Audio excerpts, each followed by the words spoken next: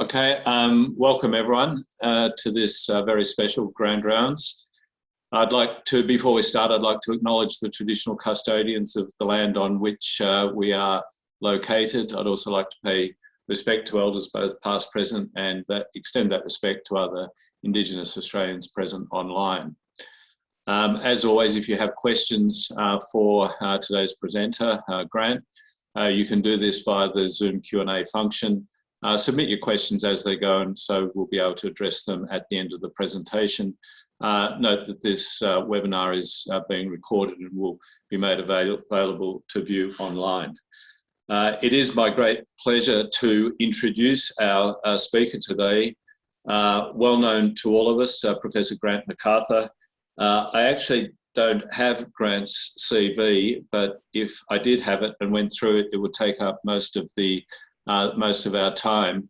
But Grant is an eminent clinical trialist and clinician in the area of melanoma.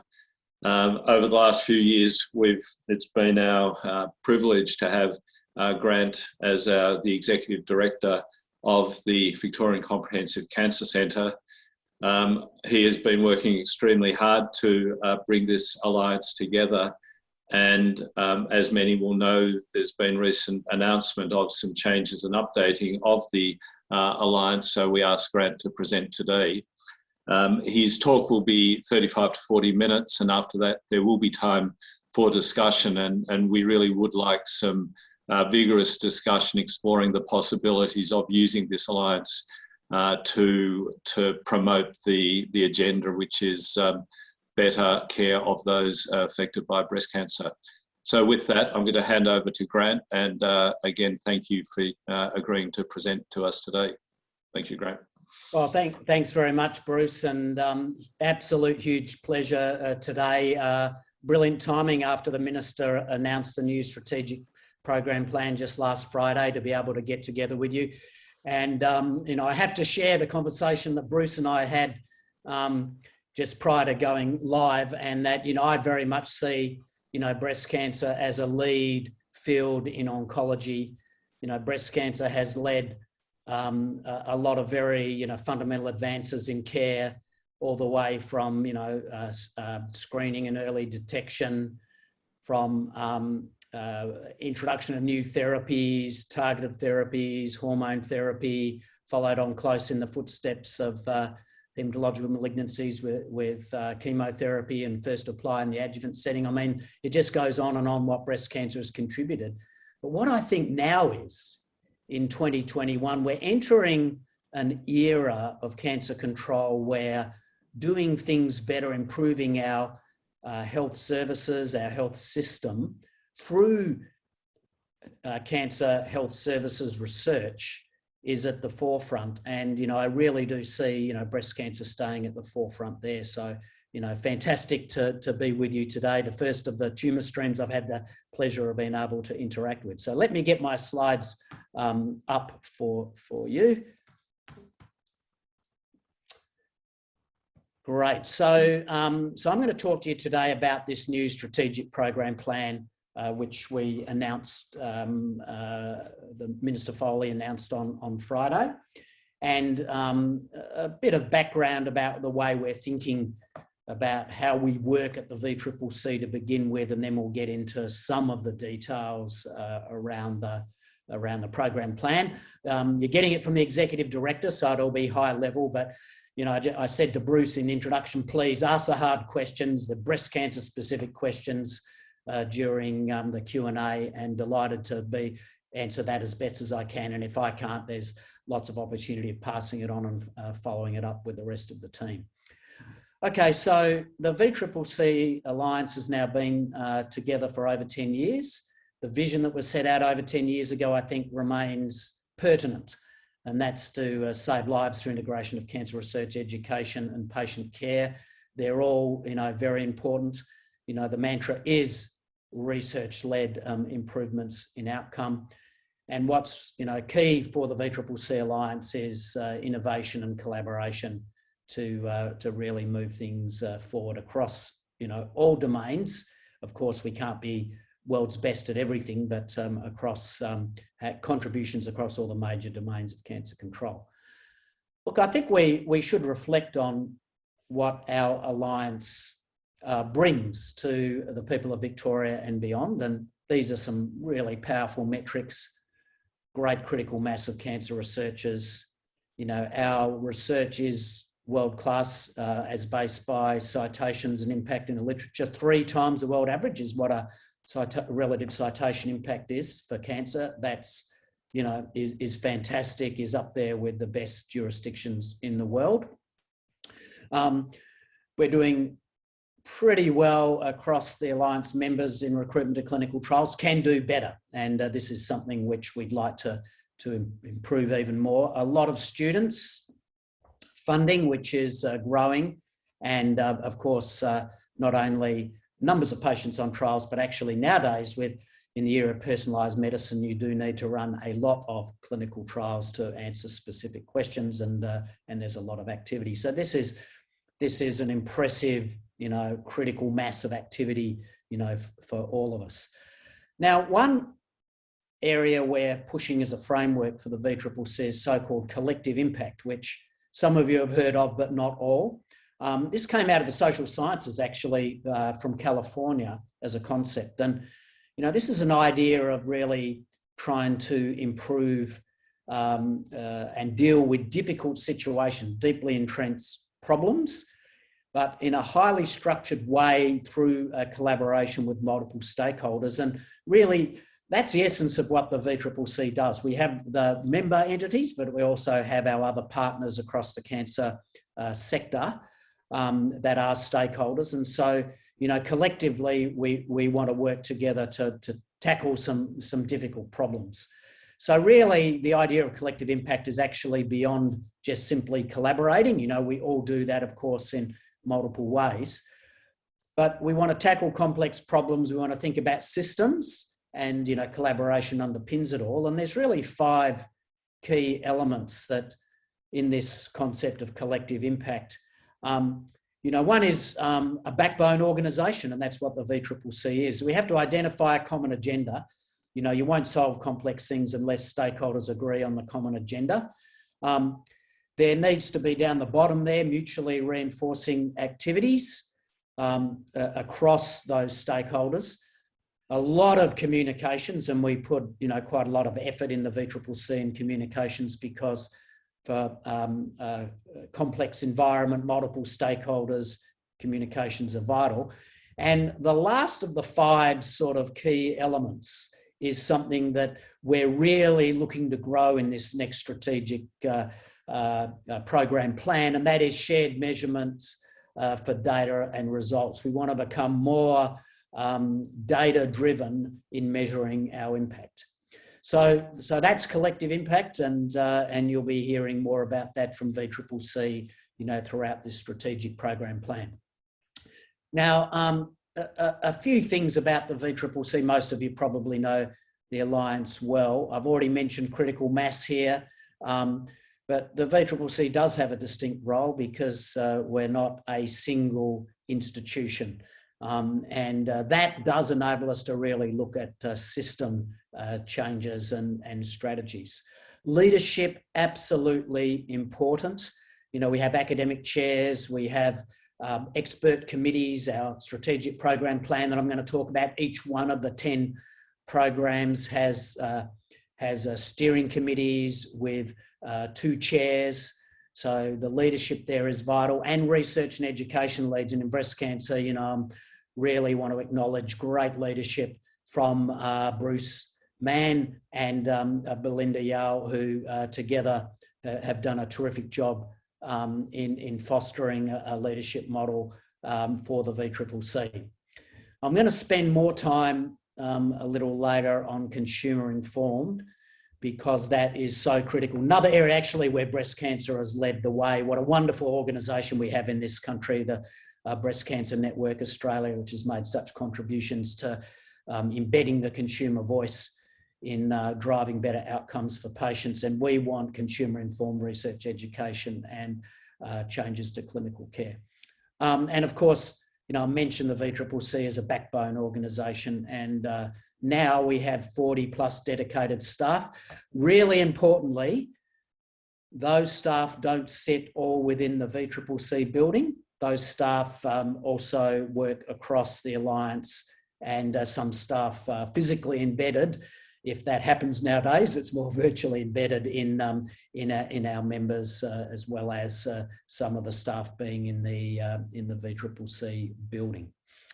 Now, the strategic program plan I'm going to talk to you about has been quite long in gestation due to the pandemic and delays in the state budget that the Victorian State Government have generously supporting, our vision outlined in this new strategic program plan.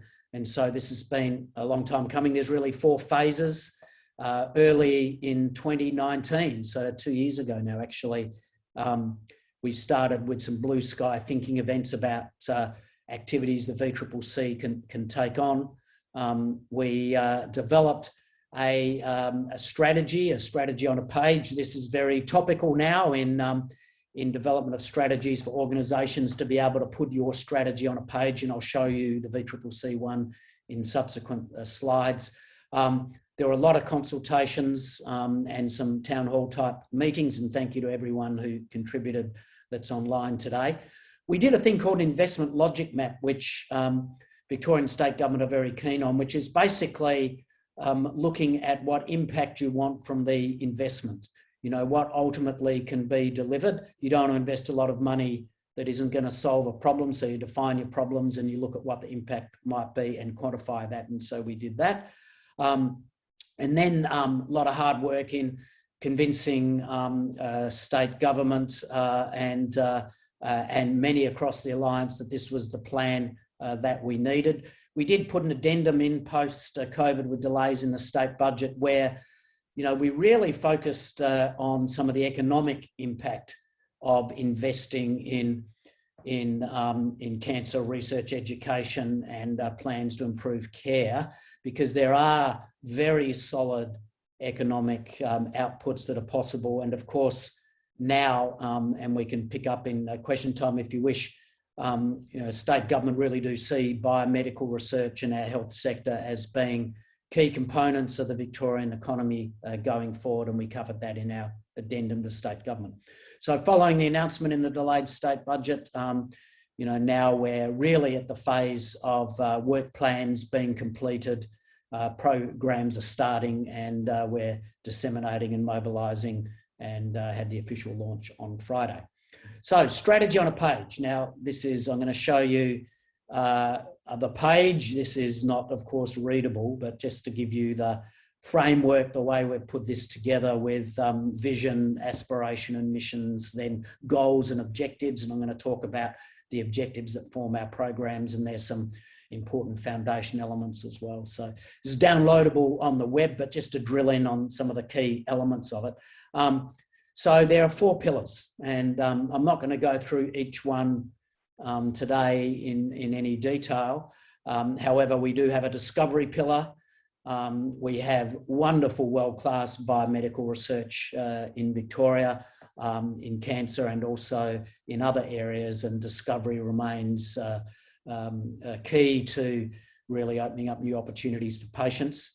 We have a pillar of acceleration, and this is really to look at accelerating implementation of evidence, including value-based care, which I'll get to, into routine practice. And this, I think, acceleration is something that, breast cancer is poised to lead in implementing new evidence into practice. And the 4th pillar, leadership, there, it does include our digital learning hubs, and something that I learned from Bruce, which really resonates with me, is that in breast cancer, there are a lot of research questions that come out of delivery of education when you work out what you don't know and need to feed back, those gaps back into research. And, that's what a mature field does. And again, something that I'd like to see, continue with breast cancer, but other tumour streams can focus on that as well. And the other pillar there is equity. I just had a meeting this morning with our newly appointed equity manager at the VCCC. Equity almost by the month grows in its importance for all areas of healthcare, including cancer. I'll touch on a couple of the challenges we have in equity. For me personally, the fact that equity is growing as a focus of need, for outcomes in cancer actually makes me proud, because, the value of a society, I think, it can be measured not just by how great your stars are, how many gold medals you get in Olympics, how many Nobel laureates you might have, but actually how well are you doing with the disadvantage in your society, for me, I think measures your success as a society. So to see equity now of cancer outcomes really growing all the time as an area of emphasis, and the Minister emphasised this on Friday, we're really pleased to have equity as one of our pillars. And I might go on now to actually our foundation elements, and these foundation elements underpin things. And, there's two I want to focus on. You can read them, but the model of leadership, I've already touched on that, is very, very important for the VCCC. We have a distributed model of leadership. In other words, the leaders don't all sit within, a core group within the VCCC executive. They are leaders appointed across our members, such as Bruce and Belinda, and that is something that we want to make work even more successfully going forward, and always welcome suggestions for improvement there. The other area of foundation element, which links back to a point I want to make about equity again, is embedding the lived experience of cancer into research and its translation. So something which we're really emphasised at the VCCC Alliance. And the link to equity is that our consumer leaders, our leaders of lived experience, were like a dog with a bone. They would not let equity go as an opportunity for the VCCC. We had an external review towards the end of 2019 that also emphasised opportunities there for the VCCC, and so very pleased to have that as now one of our pillars.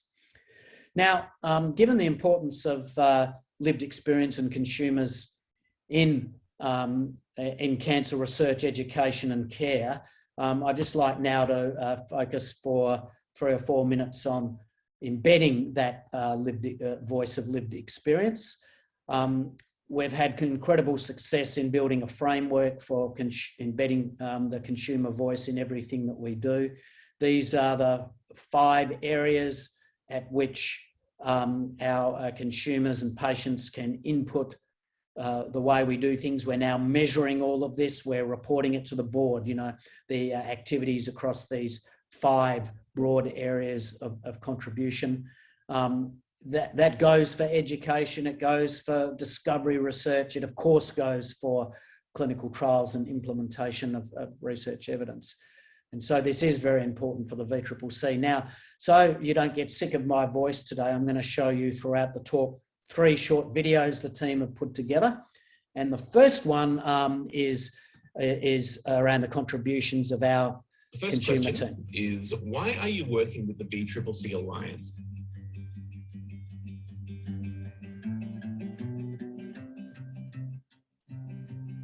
When you get a cancer diagnosis, your whole world turns upside down, and everything that is your current reality kind of fades away. I know people that lived 100 kilometres away and didn't survive, and it was purely because of the distance. The VCCC has consumer involvement at all levels. That makes a difference to health outcomes. I really believe that. I'm passionate about it. Working with the VCCC has actually allowed me to use those lived experiences to provide insights into what's important to people going through the journey. I want to see changes for patient care, and I believe that being involved in these programs will enable that. I know firsthand the value of having viable treatment options, and the work that we are doing stands to increase the opportunities to provide more treatment options for people facing a cancer diagnosis. This is a very exciting time, building on what has already been achieved. This whole idea of digital learning, of research, of clinical trials, I mean, it's huge. My working group is focused on data linkage, which will drive the next generation of discoveries that address critical cancer challenges through collaboration. It's making sure that we can bring the most innovative trials to patients and consumers all the way around Victoria and then hopefully around Australia. It's really about taking a system that's actually working really well and then using that to really fast track improvements in the delivery of cancer care. I believe that my survival thus far has been directly related to accessing developments in technology. That's really what's driving me to participate, to make sure that other patients have access to those new developments. Once this is up and running, anywhere in Victoria, you will have access to up-to-date cancer care in a timely manner, best suited to you as a patient. I think we all are working towards that goal of making the experience better for others. I'm really proud of being involved with the VCCC Alliance. I feel as a consumer that I am making a real contribution. Bringing that together with some of the greatest minds is going to create a far, far better outcome for everybody. I really like their philosophy. Joining together, we can achieve much more than we can as one individual organisation. I want other people to get the same chances I did and live a really wonderful life and a longer life.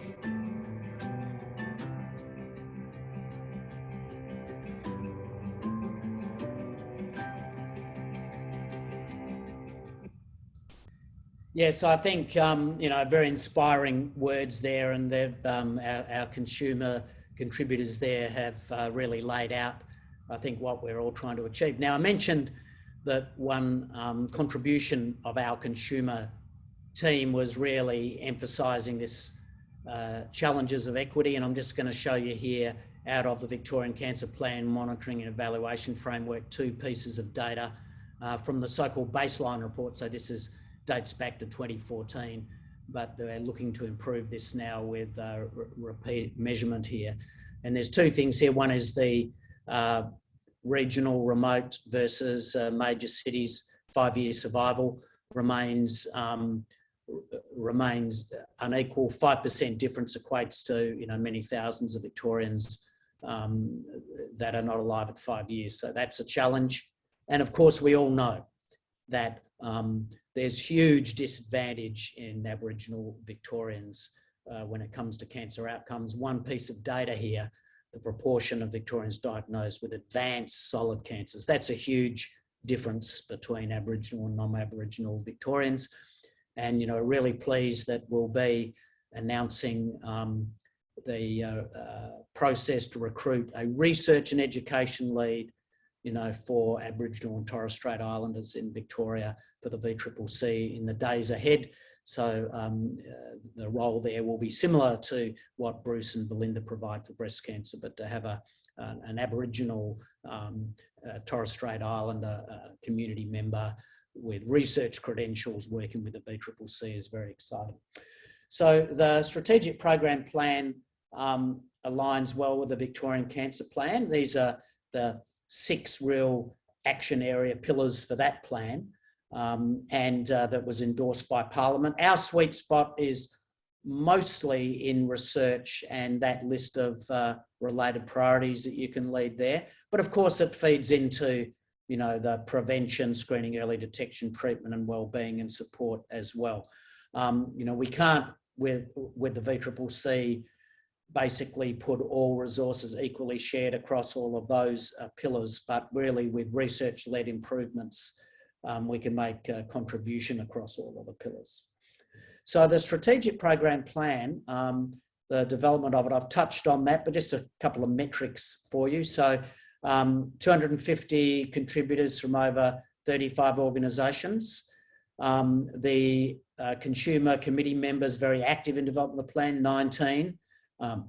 And the final investment was 27 million from the Victorian state government. And I want to acknowledge the government for their vision and support. but also the VCCC member entities, because each of the member entities also contribute resources towards the VCCC. Okay, so here's the plan in outline. You can see there's 4 pillars I've mentioned. Just want to run through the relative budget across the 4 pillars now. So discovery research, 9.5 million. The strategic program plan is delivered over 3.5 years. The acceleration pillar has a budget of 7.6 million. So there are 3 programs in each of those pillars that you can, read there. The equity pillar is a budget of 4.5 million over the 3.5 years. And then in our lead or leadership pillar, focusing on improving the workforce, 4.4 million over the 3.5 years.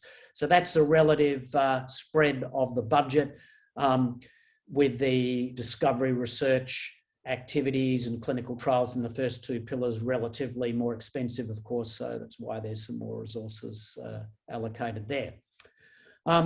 Now across, you'll see there's 10 listed programs. Some of these programs, like program 1 on data linkage, is really strongly building on previous efforts, where other programs are brand new, such as our Build on Initiatives to Meet the Needs of Vulnerable Groups program under the equity pillar. So there's 10 programs, some of them build on previous programs, some built on previous success in our strategic program plan from 2017 to 2020, but are expanding on certain elements. And then we have some new programs. So the new programs being the value-based care program and the vulnerable groups program and the equity pillar. So I'm not going to go through all of these in detail today for you. I'll focus by showing you the videos for the discovery pillar and the acceleration pillar. They're about 2 or 3 minutes each, and then just pick the expanding and the new programs, just to add a little bit of detail before we wind up and take questions. So now, just to talk about the discovery pillar, you'll stop hearing my voice and I'll go over to a video again.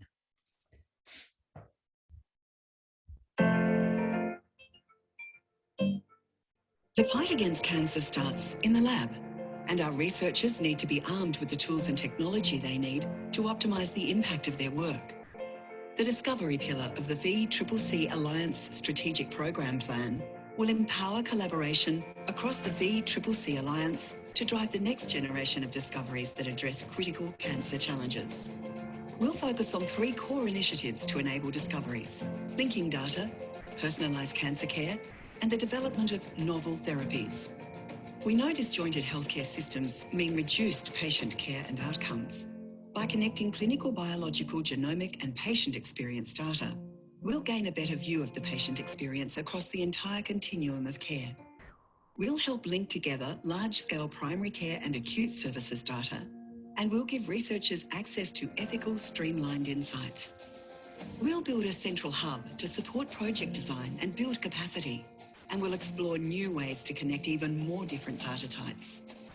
We're aiming to drive a major upsurge in data-driven cancer research projects to gain new knowledge about cancer and ultimately access better data to improve patient outcomes. Our researchers are making breakthrough discoveries in immunotherapy, but we need to deliver these innovations to the patients who need them most.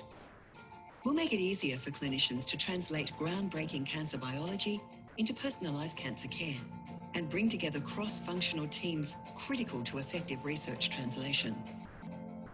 We'll build a translational research hub to support and coordinate new research and champion an agile approach to allow more patients to access current and emerging molecular tests. We're striving to boost the number of patients accessing molecular and immunological tests to personalise their treatment and increase their chances of a better outcome. Early phase clinical trials are the first crucial steps in assessing the potential for a novel therapy to improve care.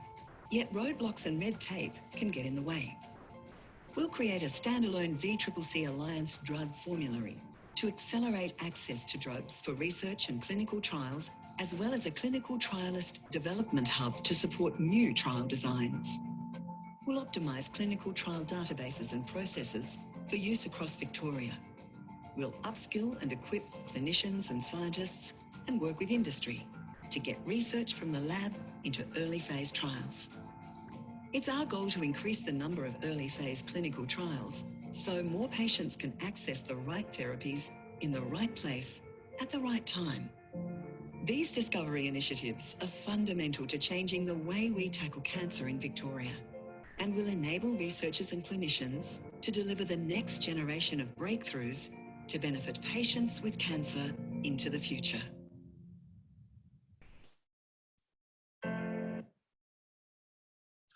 So just to show you a little more detail on one of those discovery programs, which is the Accelerate the Development of Novel Therapies program. There's a few interesting elements to that. You heard about some of them in that video.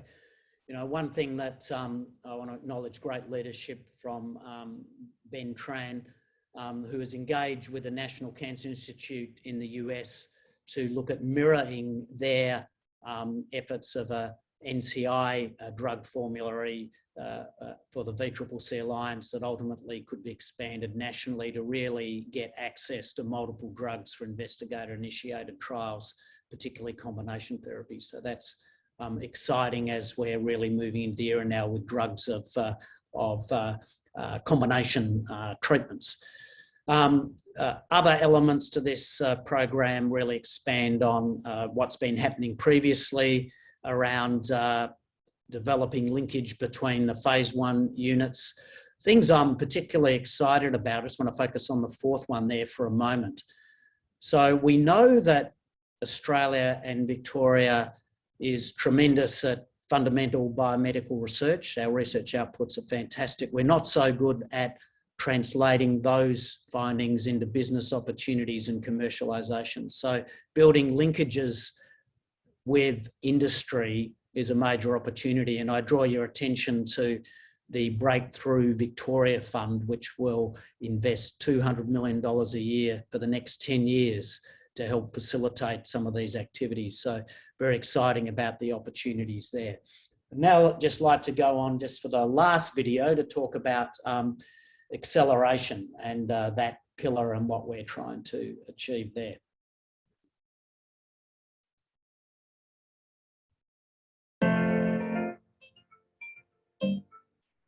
Discoveries play a crucial role in the fight against cancer. But how do we get them into practice so they can benefit more patients sooner? The acceleration pillar of the VCCC Alliance Strategic Program Plan sets a course for system-wide change to rapidly implement evidence and value-based cancer care in routine practice. We know patients do better when on a clinical trial, so we're committed to driving a more innovative, high-performance clinical trial approach. We'll use new trial designs to increase the number of patients on clinical trials and make it easier for patients right across Victoria to access trials. We'll upskill the clinical trials workforce to deliver more trials more often, and we'll consult directly with consumers to identify barriers to patient participation and act to reduce or remove them. In the years ahead, our aim is to boost the number of patients on treatment intervention trials and significantly increase the number of cancer patients across VCCC Alliance member sites enrolled on a clinical trial. Unfortunately, not everyone's experience of healthcare is equal, and that gap widens when funding structures are based on quantity, not quality. The model of value-based care sets out to deliver health services when and where they are needed most, with a specific focus on the outcomes that matter to patients. We'll design and undertake proof of concept tests for priority areas, such as timely and efficient diagnosis and avoidable readmissions. The goal is to forge a pathway to a system where patients improve their well-being, spend less for better outcomes, and can access coordinated, integrated care when and where they need it. Our strong network of leaders from across the VCCC Alliance aims to harness collective effort to achieve maximum gain. We'll further strengthen these networks of knowledge and expertise to identify the thorny research and clinical questions that require true innovation, collaboration, and system-level change. Together, we'll drive more rapid adoption of new research evidence into routine practice in tumour streams, as well as areas such as cancer nursing and primary care, to ultimately transform patient outcomes. We'll also leverage our collective potential as a network of leaders in cancer research and care to target improvement in survival rates in key poor outcome tumour streams. The acceleration pillar of the VCCC Alliance Strategic Program Plan represents potential for a tangible shift in cancer care in Victoria as we strive to overcome cancer together. So for the remaining time before we break for the questions, I just want to run through 5 of the programs and just make a couple of highlights. Perhaps mentioning, I think what are opportunities for breast cancer in particular. The clinical trial program outlined on this slide is, of course, very important. Clinical trials are how we assess new opportunities and provide evidence to change practice. And there's a number of more operational support areas here for clinical trials, but I just want to particularly focus your attention on the first one, which is expanding registry trials. Now, registry trials, potentially are very disruptive in the way that we do clinical trials. They're cheaper. They embed clinical trial activity into routine practice, which of course has major advantages to implement evidence.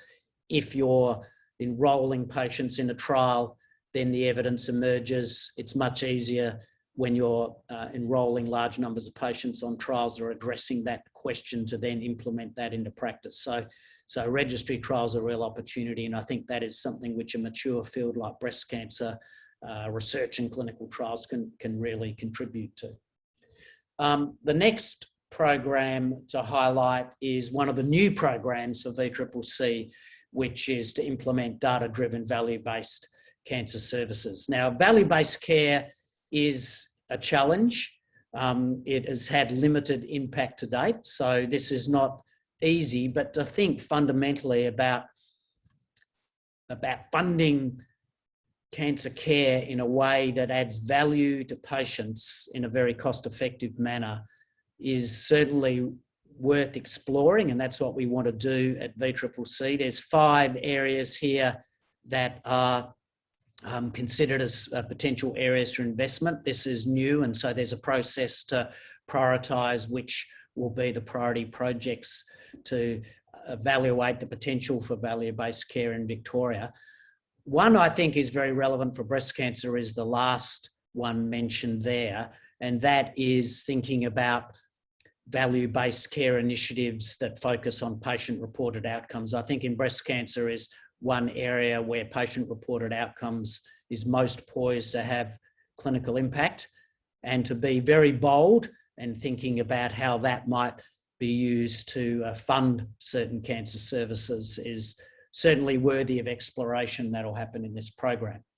The final program in the acceleration pillar is our model of leadership.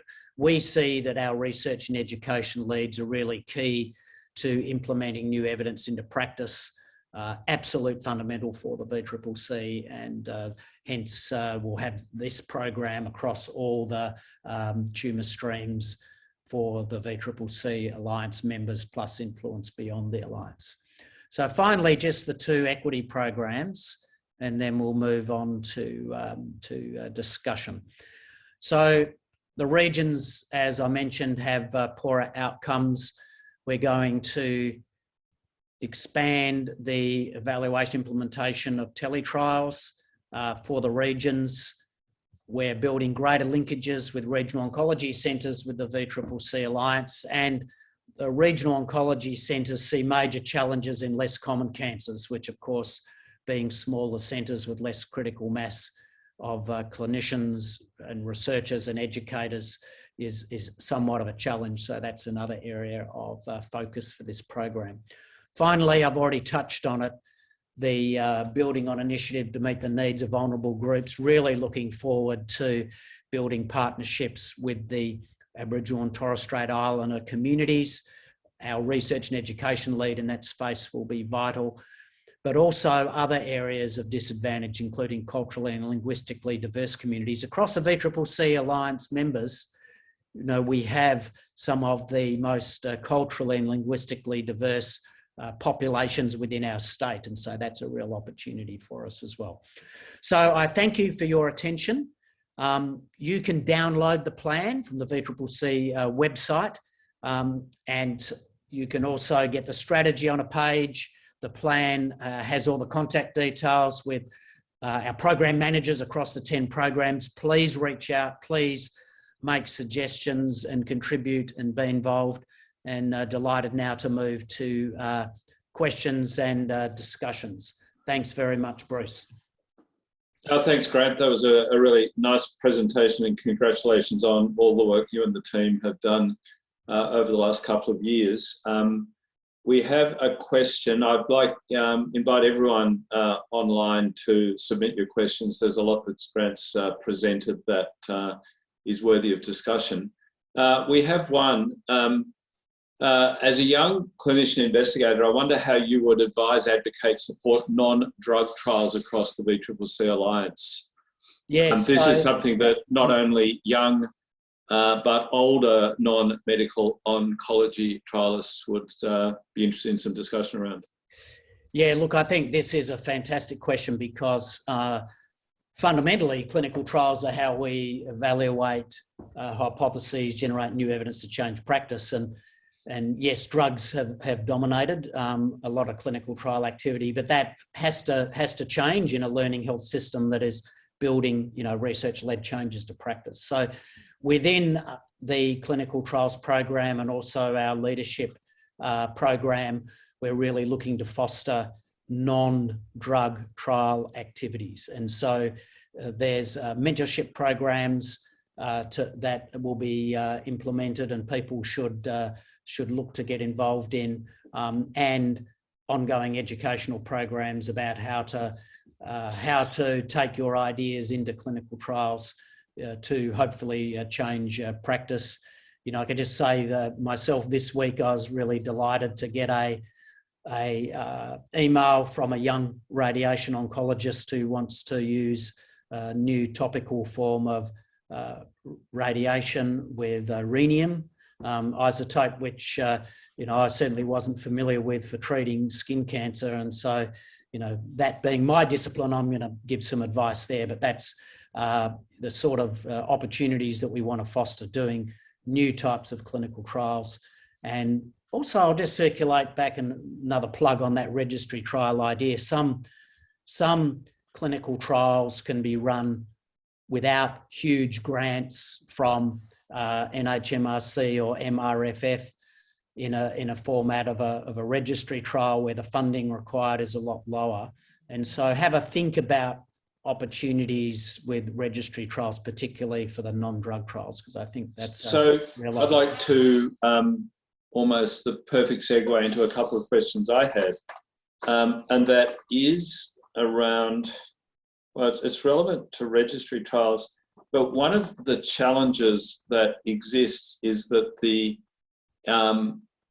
ethics and governance processes are complex, and if it's a multi-site ethics and particularly multi-site governance, it becomes very difficult and almost requires, you know, a full-time person to do it, and there isn't any risk adjustment.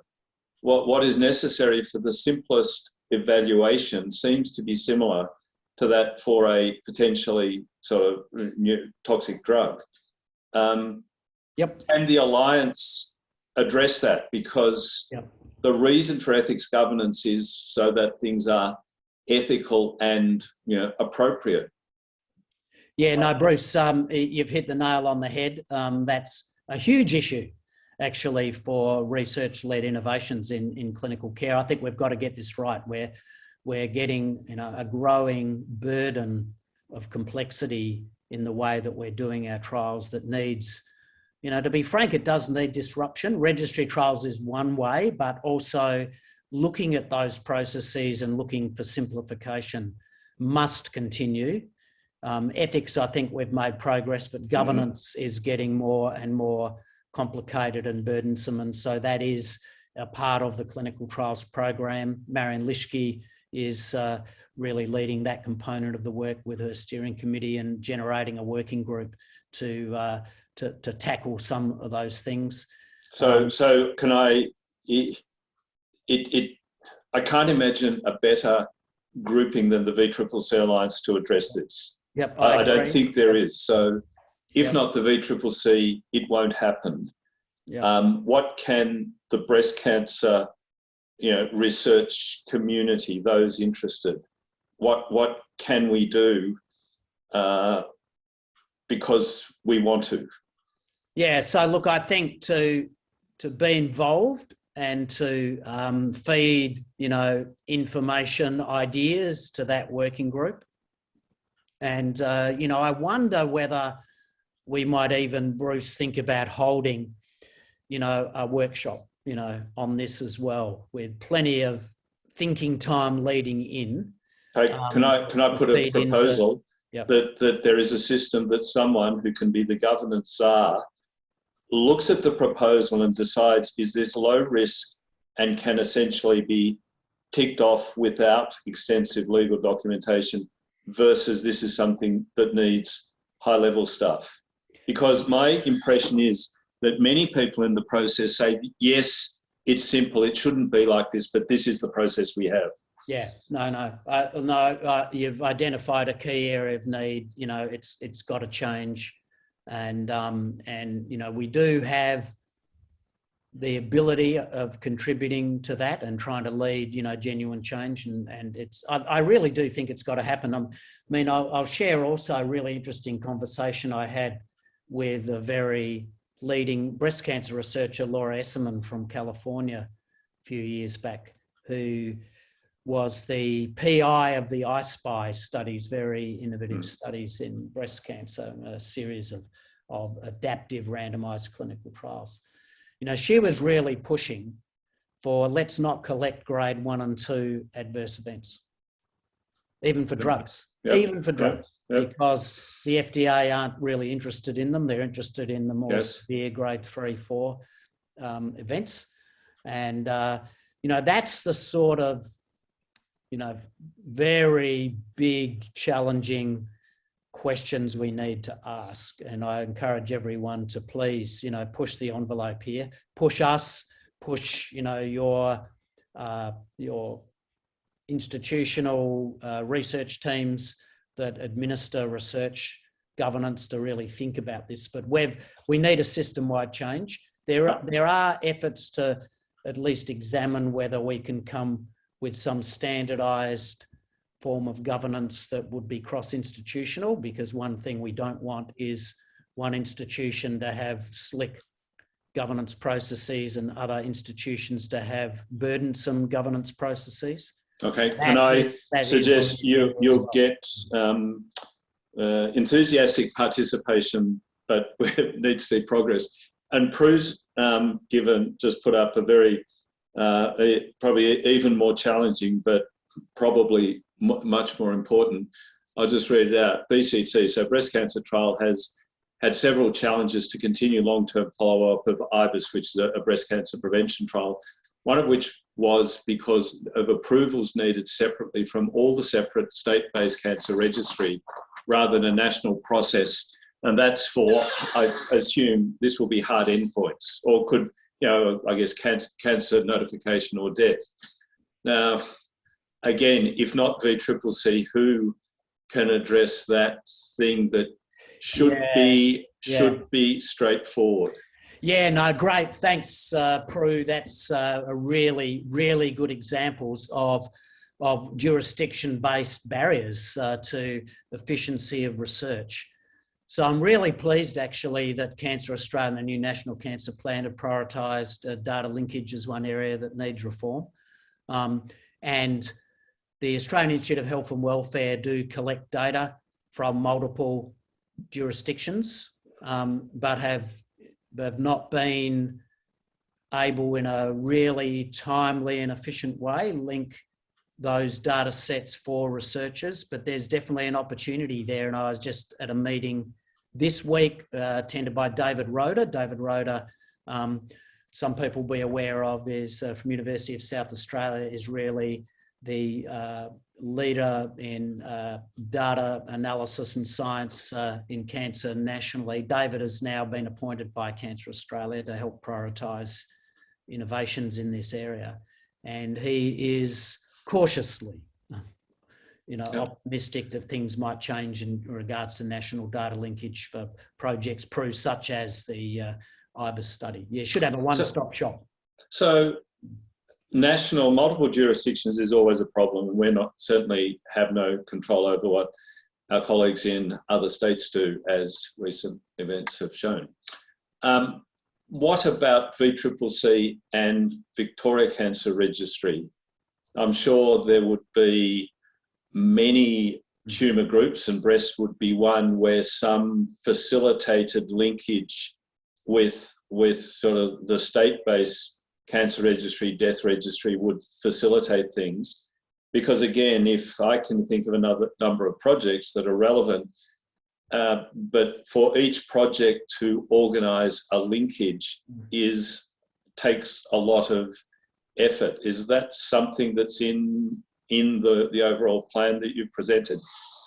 Yeah, I'll address the specific question on the plan and then make some other remarks as well there, Bruce. Another excellent question. So yes, it's in the plan, and there's been a pilot project coming out of data linkage program in VCCC led by John Emery to link cancer registry data, to other data sets that have, deeper data, including, primary care data. And that successful pilot has been run, and so it is poised now for greater linkage.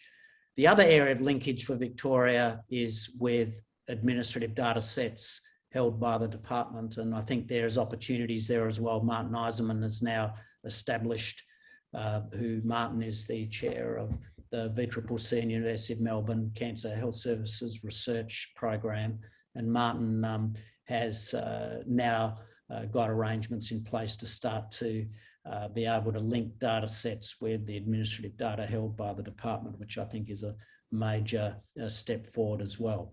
So just one other general comment on that. And I really want to acknowledge the leadership of Sue Evans at the Victorian Cancer Registry and Cancer Council Victoria. Sue is a really innovative thinker about the opportunities that these data sets can be used, what they can be used for. They've undertaken a review recently to gather information as to opportunities for the Victorian Cancer Registry going forward, the way the data is presented, the way the data can be used for research. Sue is looking to do things, additional things with that data set. And also want to acknowledge Catherine Whitfield from the Department of Health, who is really looking to facilitate those opportunities as well. So yeah, things are changing. It feels slow, and the regulatory processes and some of the limitations on use of data has been frustrating for many. Things are changing, and I know everyone wants it to happen tomorrow, but I'm confident we're heading in the right direction now, and really important. I mean, the other thing people should be aware of is that Victorian Cancer Registry, the best of my knowledge, is the first jurisdiction in the world to present survival data each year. That's a major opportunity to have such an effective mechanism of data collection and reporting and analysis in our state. And so it is a huge opportunity, and I know Sue is very welcome for suggestions for ways of using the data. It's all very encouraging, and a lot of these things is it's very easy to say what they should do. It's much harder to sort of get in and get it done, as we're all finding out. Possibly a final question: the issue of registry trials. You mentioned them a number of times, and they seem attractive. The idea, how are the registries to be established? We know that there's a few examples where someone has existing registries and have done them. The group who does not have a registry, what should they do? Yeah, no, another great question. And, you know, acknowledge the leadership of Peter Gibbs in the strategic research plan, who very much looked at that question, because basically, yes, there are established registries, and using, you know, data that already exists, one could do a randomized intervention and collect the outcome of interest using existing registries. But it was recognised that there are areas where registries have not been established, and so did look at the challenges and requirements to establish a new registry so you can do a registry trial. And you know, I refer you to the team there for the details of the learnings. There was, for example, a registry trial commenced in glioma where there wasn't a pre-existing registry. So it's been done. You know, I can't give you the details of how to do it, but please reach out to the team, because there are learnings there, and people should really look at that, because just think about the vision. If we can establish multiple registries across many areas of cancer that are suitable to undertake randomized interventions, and then use the data collection in those registries that's happening routinely to measure the outcomes, just think about the opportunities for the number of questions that can be addressed in a robust manner that can influence practice. So it's early days with registry trials in Victoria, but you know, I do think it is an opportunity, and if we can get it right collectively, it'd be quite disruptive. And actually, and on that, winding back to the first question, you know, registry trials may be the only way to ask questions in rarer conditions, but that will require multi-site registries, which will require multi-site governance. And if you add, if we don't address the governance problem, the idea, you know, it's just talk, a multi-site registry. Yeah, well, Bruce, what about international, you know, registries there as well? You know, the bone marrow transplant folk from day one established international registries. And I may be doing them a disservice by saying I'm not aware if they've done any registry trials using that data. They've certainly collected data and made changes of practice in bone marrow transplantation using their international registry. But there's an uncommon procedure, and there's a lot of power in joining forces. And I think it's, you know, the registry trial, it's easy to think it's got to be, you know, randomised to be meaningful. But you have to know the natural history of disease before you can intervene. And you only know the natural history if you collect the data. So I would advocate that there's great value in a registry, even without a randomised intervention. And, you know, very importantly, right, as we improve the way we're caring for patients, you know, that understanding your baseline where you want to introduce an intervention, you need contemporary data. You need, you know, you can't rely on what someone published 10 years ago when you're planning potentially a new intervention, and registries provide that. All right. Well, it is 1:30, so time's up. That's been a really great presentation. We've got the QR code there for the strategic plan. So click on that and you've got some great reading. Very exciting, Grant. Congratulations again on what you've achieved.